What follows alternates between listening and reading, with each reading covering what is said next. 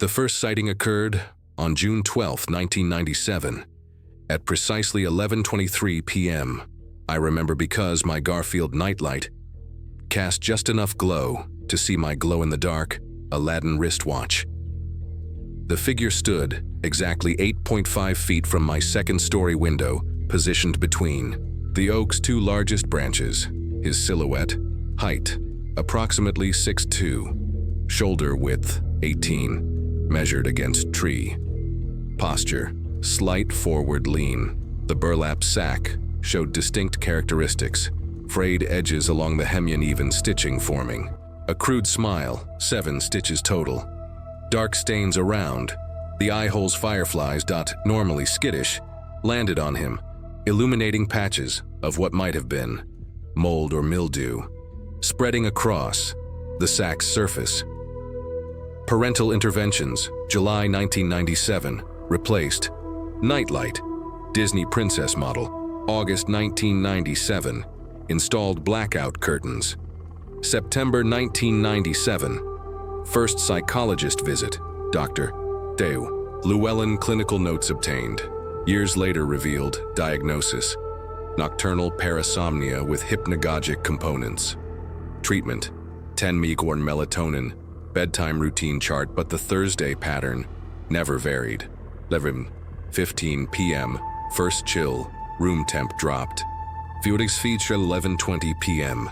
Fireflies gather outside. 11:23 p.m. His arrival by 17 a.m. His departure. The proof I collected. Polaroids showing firefly clusters in distinct humanoid-shaped notebook documenting consecutive Thursday appearances, audio recordings of the distinctive wet fabric sound. His sack made. When he turned his head, the final entry. In my childhood journal. Mom says we're moving, but the bagman smiled when I told him, and I don't think he needs an address to find me. The police report, 2017-04592, filed October 31, 2017, documented the first physical evidence. Mrs. Henderson's Nest cam captured the figure at 2:16:43 a.m. in perfect 1080p resolution. Key observations: height estimated at 6'11", 6'3", weight approximated at 180-200 lbs. Burlap sack showed new deterioration. 3 additional stitches along jawline. The most disturbing element? His reaction to activation of the 1500 lumen security light. No startle response delayed. 4. 7-second turn head rotation exceeding normal human range, approximately 210 degrees. The crawl space discovery, documented in evidence log number 4. Candy wrappers, 17 identified, all from 2016 Halloween, each carefully flattened, arranged chronologically. By consumption time, hair ribbons, 9 total, all reported missing. Stored in Ziploc bag labeled in block letters. Keepsakes, notebook pages, 12 sheets, Sept-Nov 2016. Every drawing featured the oak tree second-story window stick figure with sack head. The forensic analysis, performed by Detective M. Chen, red pencil markings matched. A discontinued number 2 pencil. Last manufactured in 1998 handwriting analysis showed 7% probability of adult male script soil samples from crawl space contained oak pollen matching. My childhood home's tree. The final journal entry, dated October 30th, 2016, contained only, "I told him my name today. He wrote it back, but spelled it wrong. So he fixed it. Now we're friends. Forever." Below it, in that same red pencil, my name, corrected, with a smiley face, drawn exactly like the sack stitching. The trial transcripts, Case Bar CR 2017-4892, show Robert J. Driscoll, age 54, stood exactly 5'11", weighed 172 pounds, and delivered the Herald Tribune for 22 years without incident. Evidence Exhibit Number 17, the burlap mask revealed disturbing craftsmanship made from 100% jute sacking stitched with dental floss, unwaxed. Eye holes cut at precise 37-degree angles to maximize peripheral vision while maintaining complete facial obscurity. The forensic analysis noted Traces of sweat dating back, at least 11 years, teen human hairs, all matching victims, embedded in the fiber's soil composition matching. The oak tree's root system, Driscoll's confession, recorded October 31st, 2017, at 3:17 a.m. contains these verbatim excerpts. I started with just watching through regular windows, but her window, that second story one, was special. 3:21 a.m. audio mark. The way her palms left little fog circles on the glass, like she was trying to reach through. 3:25 a.m. audio mark. The others screamed when they saw me, but she'd just smile and press closer. The most chilling detail, his delivery records proved he'd never actually served our street. The real paperboy, a high school sophomore, had his route changed after reporting. A creepy guy watching me work in September 1996. The final journal entry found in his apartment wall, written in that same meticulous block print. Tomorrow I'll show her how the mask feels from the inside. The demolition report, No. 2018 DL417, filed with the county assessor's office, listed the tunnels as unpermitted subsurface excavations extending approximately 87 yards total, connecting to 6 residential properties via shallow crawl spaces, AVG, depth 2.1 feet, lined with repurposed shipping pallets and landscape fabric. Forensic measurements showed tunnel height 22 inches, width 28 inches, soil compaction consistent with decades of regular use. The evidence log documented empty juice boxes, 1996-2017, 3 flashlights, Duracell batteries expired 2003, a child's hair ribbon matched to evidence due 2017-04592, the current owners. The Waller family provided sworn statements. No unusual occurrences since reconstruction. Completed May 2018, but municipal maintenance records. Obtained through FOIA request show recurring work orders. Streetlight number 7 nearest oak tree. Bulb replacement since 2018. Compared to neighborhood AVG of 2. Unexplained power fluctuations. Recorded between 11:15 p.m. 2:30 a.m. Thursdays only. Thermal imaging conducted. October 2022. Revealed persistent 4-6 degree of temperature drop in exact tunnel locations, firefly swarm patterns, forming consistent shapes. AVG duration 47 minutes. Ground disturbances, visible only in infrared, suggesting subsurface movement. The old oak tree, now surrounded by the Waller's perfect lawn, still shows bark abrasions at 5:11, height soil compaction in A. Distinct standing pattern 1 remaining burlap fiber, wedged in a crevice, lab tested as an exact match to evidence exhibit. 17. The arrangement seemed perfectly normal.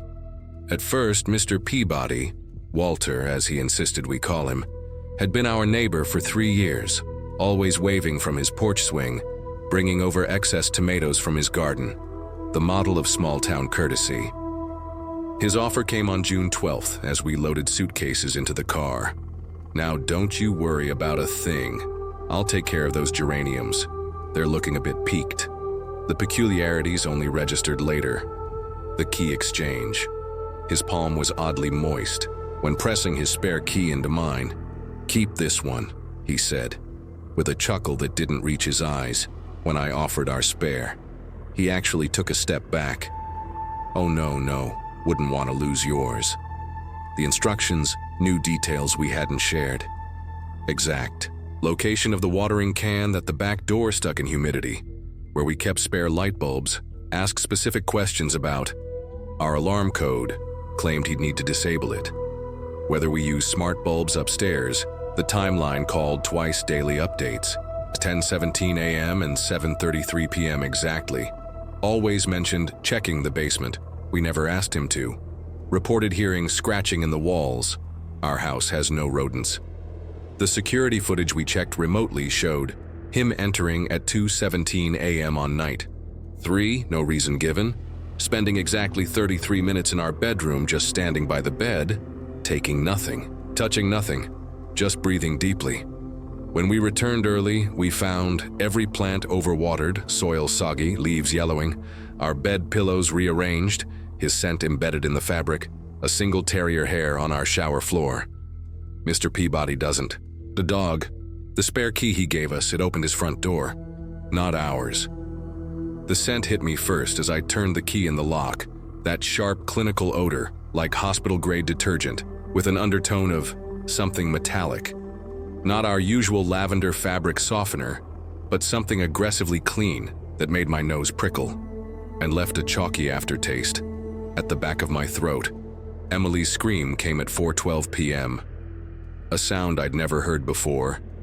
Not fear exactly, but visceral recognition of something profoundly violated. The living room walls, once lined with our wedding photos, babies. First Christmas, that beach vacation in 19 now displayed. Bedroom surveillance, me sleeping on my left side, a habit only my wife knew. Shot from the ceiling corner, where the smoke detector blinked. Timestamp 2:17 a.m., 6:15 kitchen intimacy, Emily, making coffee in her robe. From an angle that could only be inside the upper cabinet, one hand clutching her abdomen. Her morning nausea ritual. Bathroom invasion, me showering at the glass fogged except for one handprint-sized clear spot, the perspective placing the camera. Inside the medicine cabinet, forensic details noticed later. Every replacement photo, printed on Kodak Endura paper. Professional grade, each frame meticulously cleaned, no fingerprints, just faint smudges of isopropyl alcohol. The images all taken during daylight hours, while we were supposedly alone. The most disturbing discovery, our original photos were still in the frames, perfectly preserved beneath the new ones, like some sick palimpsest of domestic surveillance. The police report, 2023-4892, documented the scene with clinical precision. Property condition, floors professionally stripped and waxed, walls repainted. In builder-grade eggshell white, all switch plates and outlet covers removed, HVAC vents scrubbed with industrial cleaner, evidence collected. Single sheet of 20 LB bond paper. No fingerprints, generic Avery brand label, ink analysis matched no known pen tape. Residue analysis, CM Scotch brand, common. Applied within last 72 hours, the county tax assessor's office. Provided shocking records, 421, Maple Lane, Peabody residence. Last owned by Eleanor Crenshaw, died intestate in 2012, property in probate limbo. No utilities activated since 2014, yet water usage showed. Regular 11-minute showers, Wednesday laundry cycles consistent. With occupancy, neighbor interviews revealed. Henderson, age 74. Waved to him every morning, he'd bring my paper up the steps, always said, "Lovely day, Marjorie. My name's Margaret." The Parkers across the street. His terrier would bark at 6:15 a.m. sharp, but animal control found no dog license records. The final forensic anomaly, dust samples from our home, matched 97% consistency with the vacant house's attic, including unique pollen blend fiberglass insulation particles, lead paint microflakes, as if someone had been commuting between two versions of the same space. Leaving no trace, except in our memories, and those photos, now locked in evidence. The moving company's inventory, 4872 LE, listed every item transported, down to the last salad fork, yet I maintain my own ledger, in a black moleskin notebook, with timestamps and condition reports, nightly security checks, closet interiors, measured depth daily. Behind shower curtains, check for moisture. Under beds, use flashlight at 45-degree angle. The scent episodes occur between 2:15 - 2:30 a.m., always that same. Overly clean fragrance, with top notes of bleach, Clorox brand undiluted, artificial lavender, Glade plug-in type, something organic, like warm printer ink, or freshly developed photographs. Forensic psychologists at Johns Hopkins call this hypervigilance with olfactory triggers. But their case studies never mention how the bedroom door sometimes sticks, in a way it never did before, that the digital thermostat logs temperature drops, exactly when the smell appears, or why our security camera captures periodic static bursts. At 2:17 a.m. in empty rooms, the police evidence locker holds 47 photos from our ordeal. But I've memorized the missing space, where my grandmother's recipe box sat, the slight rearrangement of my sock drawer dividers, that one bottle of shampoo with viscosity altered, as if tested. What keeps me awake isn't the violation itself, but the precision of it. He knew which chair creaked, which floorboards to avoid, exactly how long our showers ran, as if he'd rehearsed for years in some replica of our home before ever crossing our threshold. The coroner's report, 2023-4782, listed the death as natural causes, cardiac arrest in 87-year-old male. But the scene told another story. House condition documentation. All clocks stopped at 3:17 a.m. Medicine cabinet, organized by expiration date, single place setting at kitchen table. Wiped clean but still damp. The journal discovery occurred while inventorying the master bedroom at approximately 2:45 p.m. Physical description: genuine leather binding, worn smooth, approximately 300 pages, 95% filled. Lock mechanism, broken long. Ego odor of camphor iron, gall ink, something fungal. The first entry, dated March 17, 1978, contained meticulous records of neighbor observations, garbage day routines, work schedules, children's bedtimes, property, details, window blind patterns, security system, weaknesses, pet behaviors, personal notes. The Thompson girl favors her left hand. Mrs. Park's arthritis acts up before rain. The Henderson boy wets the bed still. The final page, dated the night before his death, contained only, "They're coming for me now, just as I came for them. Circle complete. New watcher needed. Will you volunteer?" Beneath this, a hand-drawn map of our street, with every house except mine, marked with dates, spanning 45 years. The journal's initial pages, number 127, appeared innocuous at first glance, filled with the mundane details of elderly life, grocery lists, always in the same blue ink items grouped by store aisle quantities precisely calculated, weather records, barometric pressure notes, rainfall measured to 100-inch, sunrise, dark sunset times clipped from the paper. The transition began subtly. Around page 28, first just our names, then schedules, then behaviors documented with clinical detachment, selected entries, transcribed verbatim, 5/12. Subject M, father, departed, 07:42, 16 left lunch, turkey sandwich, on counter garage door. Close delay, 2 seconds, 9:03. Subject J, daughter. Solo duration, 7 minutes, 12 seconds. Kitchen window vulnerability, 2.75. Backdoor deadbolt reliability, 4.15. The diagrams appeared starting page 31. Architectural sketches in .4 color ballpoint, first floor red. Circles marking. Loose basement window, warped kitchen door frame, blue arrows indicating sight lines from street, blind spots from neighbors, second floor bedrooms labeled by occupant, hallway traffic patterns, timed moonlight illumination gradients, forensic. Analysis later revealed ink colors changed annually, page wear patterns suggested, frequent revisiting of certain entries, microscopic skin cells embedded. In family-related pages only. The most chilling detail? A separate key, taped inside the back cover, that fit our back door perfectly. The journal's chronological span, from September 2015 to June 2023, contained 2,187 consecutive daily entries, without a single date missed. Document analysis findings, early entries, 2015-2017, 200-300 words, daily focused on observable routines, written in consistent blue ballpoint middle period, 2018-2021, of $100, 700. Words daily included emotional interpretations, transitioned to black fountain pen final year, 2022-2023. 1,000+ words daily detailed hypothetical scenarios switched to red pencil for special observations. The cataloging system included routine tracking morning departures timed to the second weekly grocery store patterns, seasonal clothing rotations, habit documentation. My father's signature cough, 3.2-second intervals. My sister's nervous hair twirling, 17x hour average.